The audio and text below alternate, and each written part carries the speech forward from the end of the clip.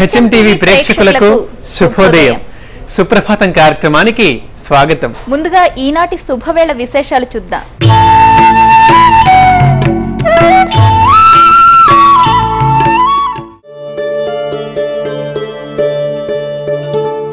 ఈరోజు ఫిబ్రవరి 17, 2012 శుక్రవారం.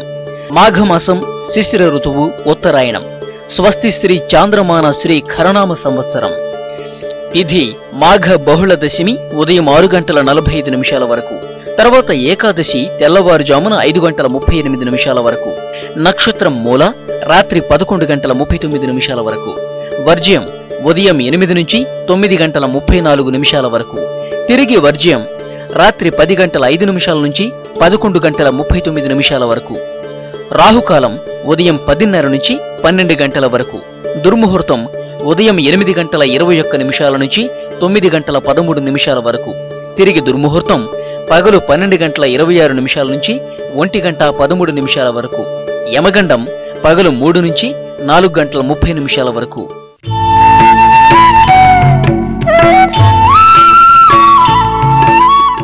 ఆనందంగా ఆరంభమైన రోజు అంతే ఆనందంగా గడుస్తుంది, అంతే ఆనందంగా ముగుస్తుంది. ఎలాంటి పని చేసినా అలసిపోం. రోజంతా ఉత్సాహంగా సాగుతుంది. నవ్వుకు ఉన్న శక్తి అలాంటిది. నవ్వు మనలో తెచ్చే మార్పు మాటల్లో చెప్పలేనిది. పొద్దున్నే ఏ పేపర్లోనో ఓ మంచి జోక్ చదివినా, ఏదైనా నవ్వును తెప్పించే సంఘటన జరిగినా ఆ రోజు మొత్తం ఆ నవ్వు ప్రభావం మనపై ఉంటుంది. మరి ఈ రోజును మనం ఉల్లాసభరితం చేసుకుందామా? ఇంకెందుకు ఆలస్యం, చక్కని జోక్స్ కొని చెప్పుకుందాం. ఆ నవ్వుల లోకంలోకి వెళ్లే ముందు ఒక మంచి మాట తెలుసుకుందాం.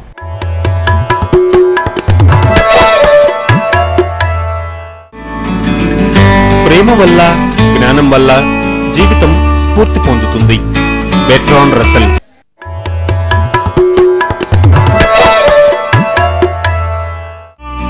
ప్రేమే నా మతం, దానికోసం ప్రాణ త్యాగమైనా చేస్తాను. John Keats.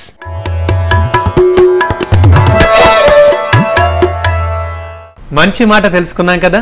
సర్దార్జీ జోక్స్ ఇండియాలో బాగా పాపులర్ అయ్యాయి. సరదాగా ఈ రోజు కొన్ని సర్దార్జీ జోక్స్ చెప్పుకుని కడుపుబ్బా నవ్వుకుందాం. ఓ ఏటీఎం సెంటర్ లో ఓ సర్దార్ డబ్బులు తీసుకుంటున్నాడు. వెనుక ఉన్న మరో సర్దార్ తొంగి తొంగి చూశాడు. తొంగి చూసిన వాడు వెళ్తున్న మొదటి వాడితో, నీ పిన్ నెంబర్ ఏంటో నాకు తెలిసింది, 4 స్టార్స్ కదా అని ఎంతో ఉత్సాహంతో అన్నాడు.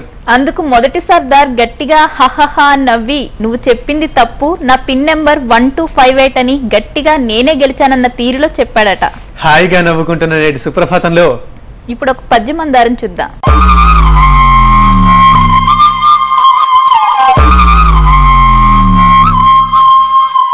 అక్కడక్కడ నకుంఠిత ధార్మికుడొక్కడొక్కడే కలిగెడుగాక, పెందరుచుగల్గగనేరరు చెట్టు చెట్టు నన్గలుగగనెచ్చుని, గుడుగు కామలు చూడగనాడనాడ నింపలరగనొక్కటొక్కటి నయంబున చేకురుగాక భాస్కరా. లోకంలో ఒక వంశంలో ఆ వంశం తరతరాలుగా నిరంతరంగా కొనసాగుతూ ఉంటే, ఆ వంశ పరంపరలో ఎక్కడో ఒక్క ధర్మాత్ముడు జన్మిస్తాడు. కానీ అందరూ ధర్మాత్ములే జన్మిస్తారు అని చెప్పడానికి వీల్లేదు. ఎక్కడో రఘువంశం లాంటి మహానుభావులు, రాముడు పుట్టినటువంటి వంశం లాంటివి ఎక్కడో ఒక్కటి. అందుకే రఘువంశం యొక్క చరిత్ర ఈనాటికి మనం ఘనంగా చెప్పుకుంటున్నాం. అలాంటివి కాక సామాన్యమైనటువంటి వంశాలలో అనేక మంది కొన్ని తరాలు కొనసాగుతూ ఉంటే, ఏ ఒక్కడో పరమధార్మికుడైనటువంటి వాడు ఒక్కడు కలుగుతాడు. ఎక్కువ మంది తరచుగా కలగరు. అంటే ప్రతి తరంలోనూ ప్రతి వాళ్ళు పరమధార్మికులు ఈ వంశంలో అని చెప్పడానికి వీల్లేదు. అలా జన్మించినా ఆ వంశం ధన్యమే. ఇటు 7 తరాలు, అటు 7 తరాలు. ఇటు అటు అంటే వెనక ముందని కాదండి. ఇటు 7 తరాలంటే తండ్రి పక్షాన 7 తరాలు, తల్లి పక్షాన 7 తరాలు కూడా ఒక ధార్మికుడు జన్మించినట్లయితే వారు పుణ్యలోకాలకు వెళ్ళడం, తరించటం అన్నది జరుగుతాయి. ఎలాగా అంటే, నీడనిచ్చేటటువంటి గొడుగు యొక్క కామ అనేటటువంటి భాగం తయారు చేసేటటువంటి చెక్క లేకపోతే కొమ్మ ఎన్నో చెట్లల్లో వెతగ్గా ఎక్కడో ఒకటో రెండో దొరుకుతాయి తప్ప ఎక్కువ లభించవు. కామ అంటే ఇప్పుడంటే మనం ప్లాస్టిక్ మొదలైనటువంటి వాటితో గొడుగులు తయారు చేస్తున్నాం, కానీ పూర్వకాలం కొయ్యతో గొడుగులు తయారు చేసే రోజుల్లో గొడుగుకి ఇలా ఉండి ఇలా వంపు తిరిగి ఉండేటటువంటిది ఉంటుందే, దానిని ఈ పక్కన గొడుగు ఇలా విచ్చుకోవడానికి ఇలా మూసుకోవడానికి పనికొచ్చేటట్టుగా ఉండే యాంత్రికమైనటువంటి దాన్ని పెట్టడానికి పనికొచ్చే కర్ర సూటిగా ఉండాలి, ఎక్కడా చిన్న వంపు లేకుండా ఉండేది. అట్లాంటి కర్ర ఎక్కడ పడితే అక్కడ, ఏ చెట్టుకు పడితే ఆ చెట్టుకి దొరకదు. ఎందుకంటే దానికి మధ్యలో కణుపు ఉండకూడదు, చాలా సరళంగా ఉండాలి, సీదాగా ఉండాలి, వంకరలు ఉండకూడదు, హెచ్చుతగ్గులు ఉండకూడదు, ఒకే రకమైనటువంటి లావు ఉండాలి, చాలా లక్షణాలు ఉండాలి. ఇలాంటివి అన్ని చెట్లకి అన్ని కొమ్మలకి రావు. చెట్లన్నీ వెతుక్కుంటూ వెతుక్కుంటూ వెతుక్కుంటూ వెడితే ఎక్కడో ఒక చెట్టుకున్నటువంటి ఒక కొమ్మలో ఈ గొడుగు కామకి పనికొచ్చేటటువంటి కర్ర ఉన్న కొమ్మ కనపడుతుంది. అందువల్ల అటువంటిది ఎక్కడో ఒకటి ఉంది గనక అన్ని చెట్లు పనికిరావు, వీటిల్లో ఆ కామకి పనికొచ్చేటటువంటి కర్రలు లేవు గనక చెట్లన్నీ నిష్ప్రయోజనం అని మనం అనలేం. ఒక్కటుంది గనక ఆ ఒకటో రెండో ప్రసాదిస్తున్నాయి గనక ఆ చెట్టు ఘనమైనదే అని చెప్పవలసి ఉంటుంది. అదే రకంగా అక్కడక్కడ అటువంటి గొప్పవి లభించినట్టే, కామకర్రలు లభించినట్టే ఒక వంశంలో కొన్ని తరాలకి ఒక ధార్మికుడు ధర్మాత్ముడు జన్మిస్తూ ఉంటాడు. అందరూ ధర్మాత్ములే జన్మించాలని కూడా లేదు అని భాస్కర శతకర్త మనకి తెలియచెప్తున్నాడు.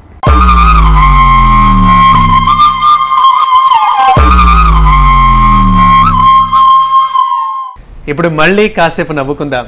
ఓ సర్దార్ తన సర్వెంట్ని పిలిచి వెళ్లి మొక్కలకు నీళ్లు పెట్టు అని చెప్పాడు. వర్షం కురుస్తుంటే ఈయనేంటి మొక్కలకు నీళ్లు పోయమంటున్నాడు అని ఆశ్చర్యపడి ఏం చేయాలో అర్థం కాక, సార్ వర్షం కురుస్తోందిగా అన్నాడు ఆ సర్వెంట్. అందుకు ఆ సర్దార్ వెంటనే అయితే ఏంటి గొడుగేసుకుని నీళ్లు పట్టు అన్నాడట. ఓ పోస్ట్ మ్యాన్ సర్దార్ కు వచ్చిన ఓ ప్యాకెట్ ని డెలివరీ చేయడానికి వచ్చి సుమారు 5 కిలోమీటర్ల దూరం నుంచి వస్తున్న ఈ ప్యాకెట్ మీకు ఇవ్వడానికి అని అన్నాడు. అందుకు సర్దార్ అయ్యో ఎందుకంత దూరం నుంచి వచ్చారు, పోస్ట్ చేస్తే సరిపోయేదిగా అన్నాడట. నవ్వుల జల్లులతో సాగుతున్న సుప్రభాతంలో కాసేపు సంగీతాన్ని విందాం.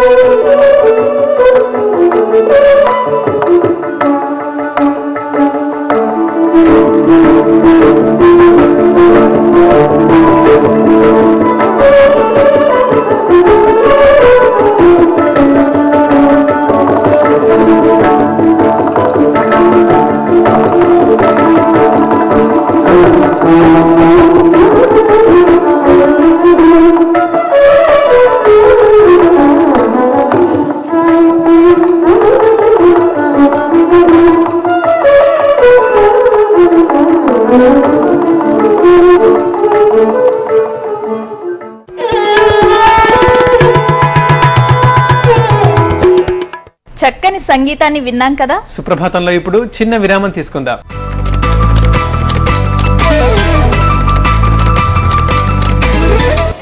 నేను మా ఆవిడని కళ్ళు మూసుకుని ఓకే చేస్తాను. వీడి గురించి నీ అభిప్రాయం ఏంటి? మీరు చాలా మంచి కలర్ వేయించారు ఇంటికి. ఏషియన్ పెయింట్స్ అల్టిమా వేస్తే అందరూ ఇంటి గురించే మాట్లాడతారు. మీకు ఓకేనా మరి? రమేష్ కి ఎన్నేళ్ళు? 2.5 ఏళ్ళు. అలా కనబడటం లేదే. రమేష్ తరచుగా జబ్బు పడుతూ ఉంటాడా? కావాలి కాంప్లాన్ న్యూట్రిగ్రో. ముఖ్యంగా 2 నుంచి 4 ఏళ్ల పిల్లల కోసం ఒక సంపూర్ణ నియోజిత పోషణ. దీని రోగ నిరోధక శక్తి జబ్బులతో పోరాటంలో వారికి తోడ్పడుతుంది. అందువల్ల వాళ్ళు సురక్షితంగా ఉంటారు, పెరుగుతూ ఉంటారు. అరే వీడు మీ రమేషేనా? అలా కనబడటం లేదే. కొత్త కాంప్లాన్ న్యూట్రిగ్రో. సురక్షితంగా ఉంటారు, పెరుగుతూ ఉంటారు. మామిడి పళ్ళ సీజన్ అవగానే ఈ మామిడి వ్యాపారులంతా తమ సెకండ్ ఇన్నింగ్స్ మొదలెడతారు. కానీ మామిడి పళ్ళు అమ్మడం తప్ప మిగతా పనుల్లో అందరూ దద్దమ్మనే. ఆఫ్ సీజన్ లో ఏదో ఒకటి చెయ్యాలిగా. ఏ అంకల్, మీకు ఋతువు లేని మామిడి పండు తెలీదా? మాజా.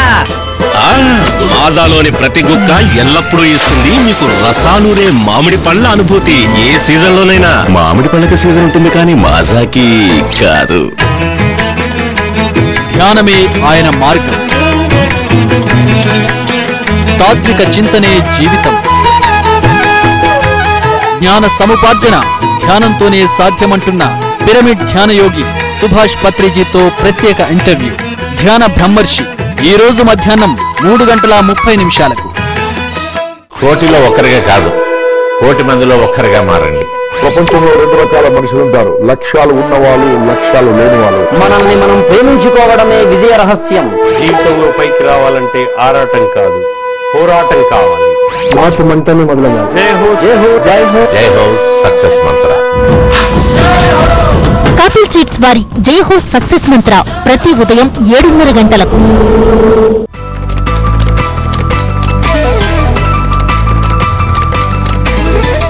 సుప్రభాతం కార్యక్రమానికి తిరిగి స్వాగతం. ఓ సర్దార్ ఉత్తరాన్ని చాలా నెమ్మదిగా రాస్తున్నాడు. అది గమనించిన సర్దార్ మిత్రుడు, ఎందుకంత నెమ్మదిగా రాస్తున్నావు అని అడిగాడు. దానికి ఆ సర్దార్, ఈ ఉత్తరం 2వ తరగతి చదువుతున్న మా అబ్బాయికి రాస్తున్నాను, వాడు అంత వేగంగా చదవలేడు అని బదులిచ్చాడట. సుప్రభాతంలో ఇప్పుడు ఉదయోల్లాసం చూద్దాం.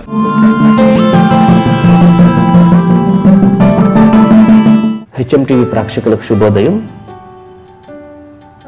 ఈరోజు మధ్యమ విభాగ ప్రాణాయామం గురించి మనం తెలుసుకుందాం. ముందుగా సుఖాసనం నుంచి దండాసనానికి రావాలి. దండాసనం నుంచి వజ్రాసనానికి రావాలి.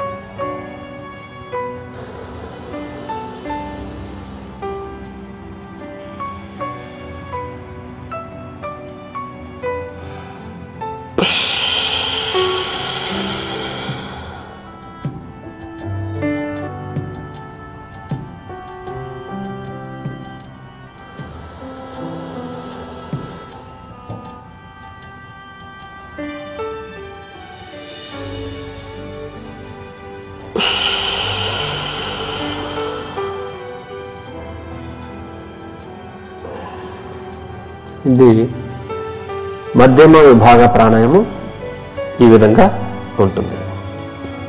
ఇది ముందుగా ఏ విధంగా చేయాలో తెలుసుకుందాం. వజ్రాసనంలో కూర్చున్న తర్వాత చూపుడు వేలు బొటన వేలు కలిపే గీత మాత్రం శరీరానికి తాకుతూ ఉంటుంది.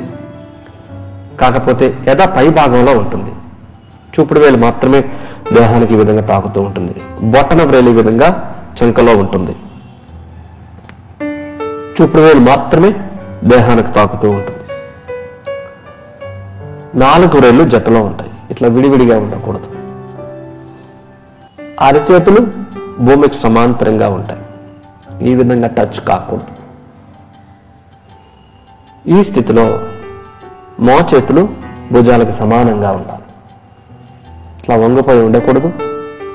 అదేవిధంగా పైకి ఉండకూడదు. 2 కరెక్ట్గా ఉండాలి.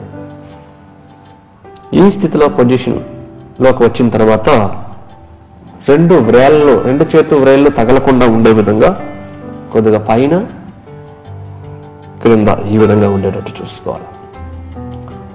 ఈ స్థితిలో కళ్ళు మూసుకొని ప్రాణాయామం చేయాలి. నిదానంగా శ్వాసను తీసుకుంటూ నిదానంగా శ్వాసను విడిచిపెడుతూ పూర్తిగా శ్వాసను తీసుకొని పూర్తిగా శ్వాసను విడిచిపెడుతూ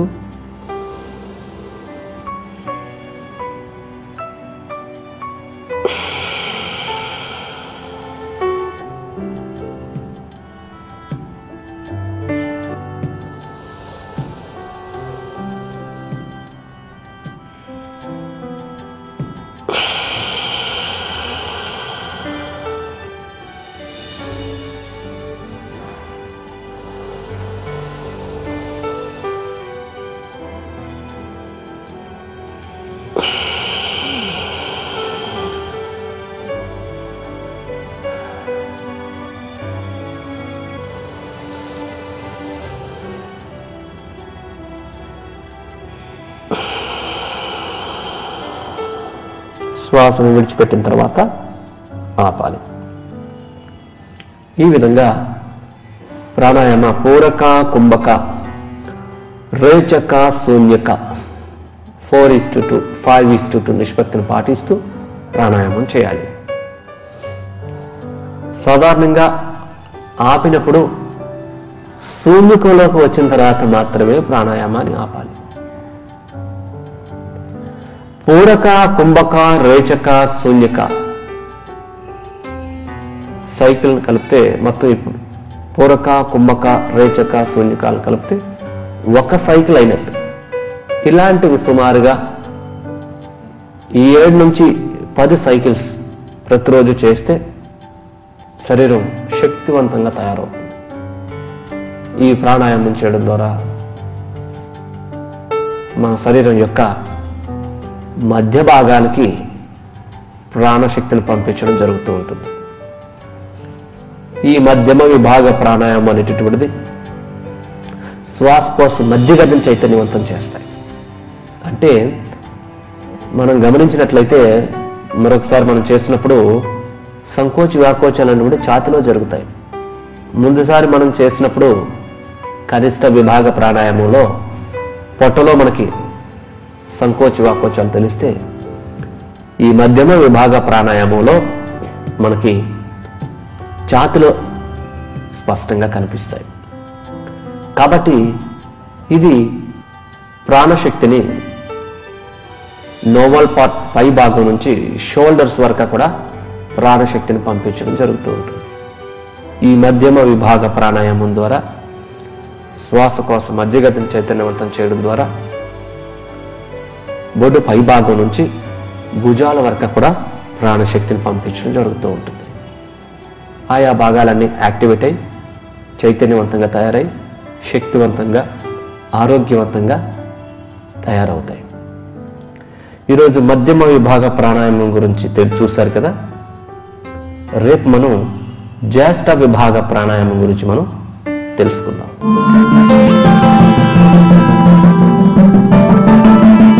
ఉదయోల్లాసం చూసాం కదా. సుప్రభాతంలో మరో అంశంలోకి వెళ్లే ముందు ఒక చిన్న విరామం తీసుకుందాం.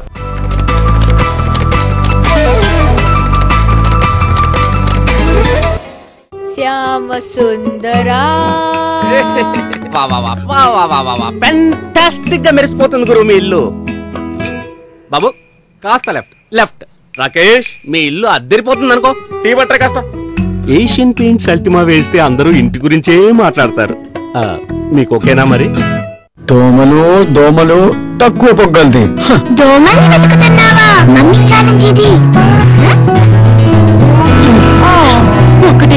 గుడ్ నైట్ అడ్వాన్స్ లో స్మోక్ కాయిల్ యాక్టివ్ ఫిల్టర్స్ తో పాటు పొగ తక్కువ మరియు ప్రభావం ఎలా అంటే ఒక్క దోమ కూడా దొరకదు. పొగ ఉండదు, ప్రభావం చూపుతుంది. మామిడి పళ్ళ సీజన్ అవగానే ఈ మామిడి వ్యాపారులంతా తమ సెకండ్ ఇన్నింగ్స్ మొదలెడతారు. కానీ మామిడి పళ్ళు అమ్మడం తప్ప మిగతా పనుల్లో అందరూ దద్దమ్మలే. ఆఫ్ సీజన్ లో ఏదో ఒకటి చెయ్యాలిగా.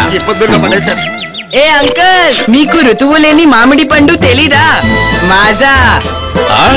మాజాలోని ప్రతి గుక్క ఎల్లప్పుడూ ఇస్తుంది మీకు రసాలూరే మామిడి పళ్ళ అనుభూతి. ఏ సీజన్ లోనైనా మామిడి పళ్ళకి సీజన్ ఉంటుంది, కానీ మాజాకి కాదు. ఆనం బడ్జెట్ ఎవరి వైపు? సంక్షేమ పథకాలకు కేటాయింపులెంత? సామాన్యుడికి వరాల కోతల? మధ్యతరగతికి ఈసారి నిరాశేనా? మన రూపాయి రాక పోక ఎలా ఉండబోతోంది? 2012 రాష్ట్ర ఆర్థిక బడ్జెట్ పై non stop coverage. Mega budget. రాజకీయ నాయకులు, ఆర్థిక నిపుణులతో సమగ్ర విశ్లేషణ. ఈరోజు ఉదయం 10 గంటల నుంచి. Read between the lines.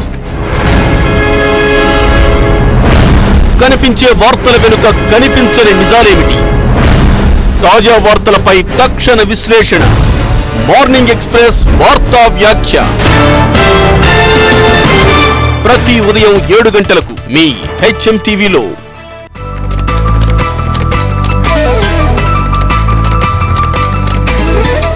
సుప్రభాతం కార్యక్రమానికి తిరిగి స్వాగతం. ఇక ఇప్పుడు చరిత్ర అడుగుజాడలు పరిశీలిద్దాం. అంటే చరిత్రలో ఈ రోజుకున్న ప్రత్యేకత ఏంటో చూద్దాం.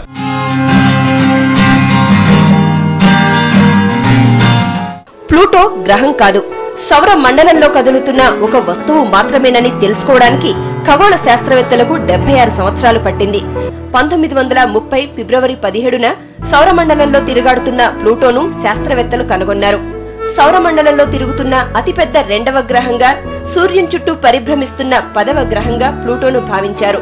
నెప్ట్యూన్ గ్రహానికి సమీపంగా క్యూపర్ బెల్ట్ లో సూర్యుని చుట్టూ తిరుగుతున్న గ్రహంగా గుర్తింపు పొందిన ప్లూటో లక్షణాలను తెలుసుకునేందుకు అంతర్జాతీయ ఖగోళ సమాఖ్య అనేక పరిశోధనలు చేపట్టింది. సూర్యుని చుట్టూ పరిభ్రమిస్తున్న ఇతర గ్రహాలైన బుధుడు, శుక్రుడు, భూమి, అంగారకుడు, బృహస్పతి, శని, యురేనస్, నెప్ట్యూన్లతో పోల్చినప్పుడు ప్లూటో లక్షణాలు పూర్తి భిన్నంగా ఉండడంతో ఖగోళ శాస్త్రవేత్తలు పరిశోధనలపై మరింత దృష్టి సారించారు. ప్లూటో అసలు గ్రహమేనా అన్న భావనతో ఇతర కోణాల నుంచి అధ్యయనం మొదలుపెట్టారు. అంతర్జాతీయ ఖగోళ సమాఖ్య ఆధ్వర్యంలో 1990 నుంచి మొదలైన అధ్యయనం 2006లో సత్ఫలితాలనిచ్చింది. ప్లూటో గ్రహం కాదని, దానికి గ్రహ లక్షణాలు ఏవీ లేవని, అది కేవలం సౌరమండలంలోని ఒక వస్తువు మాత్రమేనని అధ్యయనంలో తేలింది.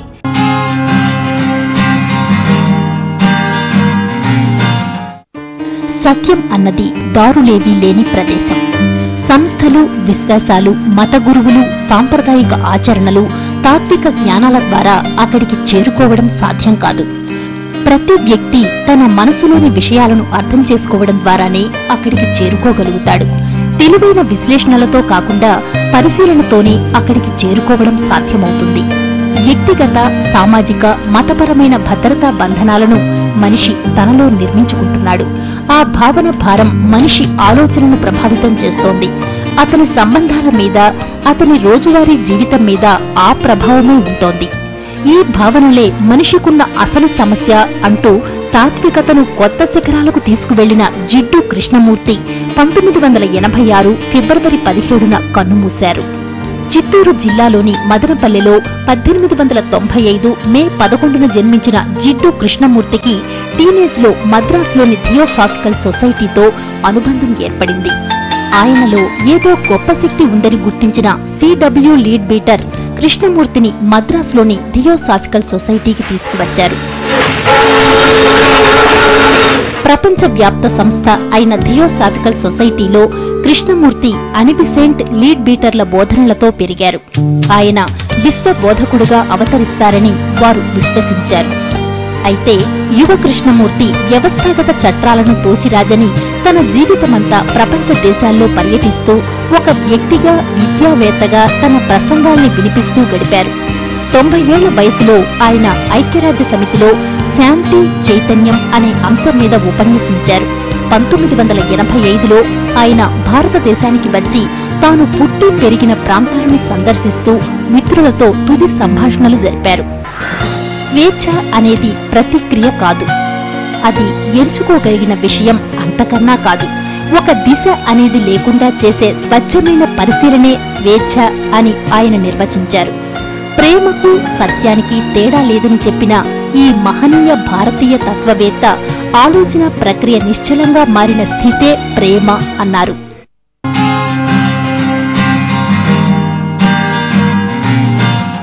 క్షయ ప్రపంచవ్యాప్తంగా మనిషి ఆరోగ్యాన్ని పీల్చి పిప్పి చేస్తున్న వ్యాధి. క్షయ వ్యాధిలో అంటురోగ లక్షణాలు కూడా అధికంగా ఉండడంతో ప్రపంచవ్యాప్తంగా ఒకవైపు ప్రభుత్వాలు, మరోవైపు స్వచ్ఛంద ఆరోగ్య సంస్థలు దీని నివారణ కోసం ప్రతి ఏటా అవగాహన కార్యక్రమాలు నిర్వహిస్తున్నాయి. ప్రపంచ ఆరోగ్య సంస్థ సూచనల మేరకు ఫిబ్రవరి 17 అంటే ప్రతి ఏటా ఈ రోజు నుంచి క్షయ వ్యాధి నివారణ వారోత్సవాలను నిర్వహిస్తున్నారు. దీర్ఘకాలిక వ్యాధిగా గుర్తింపు పొందిన క్షయ మహమ్మారిని 1882 మార్చి 24న డాక్టర్ రాబర్ట్ కోచ్ అనే వైద్యుడు గుర్తించారు. అదే రోజు ప్రపంచవ్యాప్తంగా క్షయవ్యాధి నివారణ దినోత్సవం నిర్వహిస్తూ ఉండగా విస్తృత అవగాహన, ప్రచారం, చికిత్సా విధానాలు ప్రతి ఒక్కరికి తెలియాలనే ఉద్దేశంతో ప్రపంచ ఆరోగ్య సంస్థ వారోత్సవాలను కూడా నిర్వహిస్తోంది. దీనిలో భాగంగానే మన దేశంలో కూడా ఈ రోజు నుంచి క్షయవ్యాధి నివారణ వారోత్సవాలు ప్రారంభం కానున్నాయి. కాలి బొటనవేలు నుంచి మెదడు వరకు శరీరంలోని ఏ భాగానికైనా ఈ వ్యాధి సోకవచ్చు. మైక్రోబ్యాక్టీరియా అనే సూక్ష్మ క్రిమి వల్ల ఈ వ్యాధి వస్తుంది. రోజుల తేడాలోనే అకస్మాత్తుగా బరువు తగ్గిపోవడం, రాత్రిపూట జ్వరం రావడం, జ్వరం వచ్చినప్పుడు బాగా చెమట పట్టడం, నెలల తరబడి తగ్గని దగ్గు, క్షయ లక్షణాలు. దగ్గినా, తుమ్మినా గాలి ద్వారా ఇతరులకు సులభంగా ఈ వ్యాధి అంటుకుంటుంది. వీటన్నింటిపై ప్రజలకు అవగాహన కలిగించి క్షయ వ్యాధిని సోకకుండా తగిన జాగ్రత్తలు తీసుకునేందుకే క్షయ వ్యాధి నివారణోత్సవాలను నిర్వహిస్తున్నారు.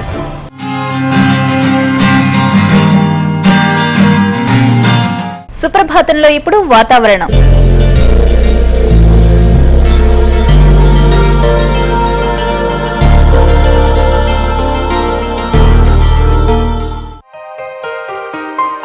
రాష్ట్రంలోని వివిధ ప్రధాన నగరాల్లో ఈ రోజు నమోదు కానున్న ఉష్ణోగ్రత వివరాలు ఈ విధంగా ఉన్నాయి. హైదరాబాద్ గరిష్ట ఉష్ణోగ్రత 33 డిగ్రీల సెల్సియస్, కనిష్ట ఉష్ణోగ్రత 20 డిగ్రీల సెల్సియస్. విశాఖపట్నం 29, 21. విజయవాడ 32, 17. తిరుపతి 30, 21. వరంగల్ గరిష్ట ఉష్ణోగ్రత 32 డిగ్రీల సెల్సియస్, కనిష్ట ఉష్ణోగ్రత 19 డిగ్రీల సెల్సియస్.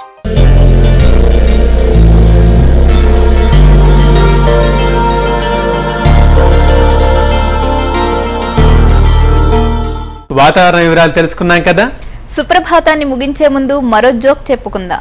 ఏప్రిల్ 1వ తేదీన సర్దార్ ఓ బస్సు ఎక్కి 10 రూపాయలతో టికెట్ కొని ఏప్రిల్ ఫూల్ అని అన్నాడట ఆ కండక్టర్ ని.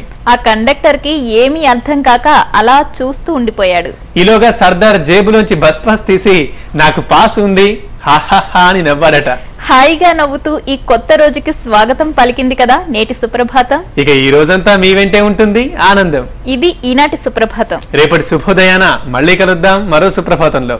నమస్కారం.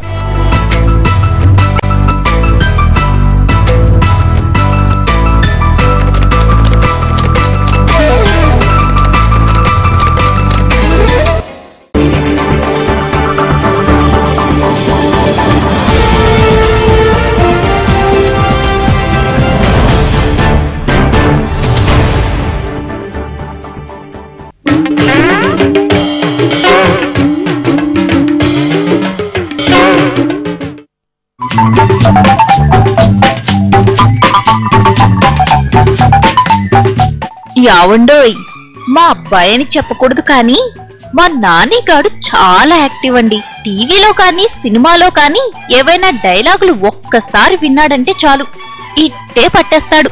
ఇవాళ మా వారికి నాకు మధ్య ఏదో టాపిక్ వచ్చి కాస్త గట్టిగానే వాదించుకోవడం మొదలు పెట్టాం. ఇంతలో మా చిచ్చర పిడుగొచ్చాడు. వాడన్నాడు, mummy, daddy, please please sit down please. ఒకరి తర్వాత ఒకరు మాట్లాడండి, ఎవరో ఒక్కరే మాట్లాడండి ప్లీజ్, హౌస్ ఈజ్ అర్జెంట్ అన్నాడండి. ఈ డైలాగ్ ఎక్కడ నేర్చుకున్నావురా అంటే వాడేమన్నాడో తెలుసా?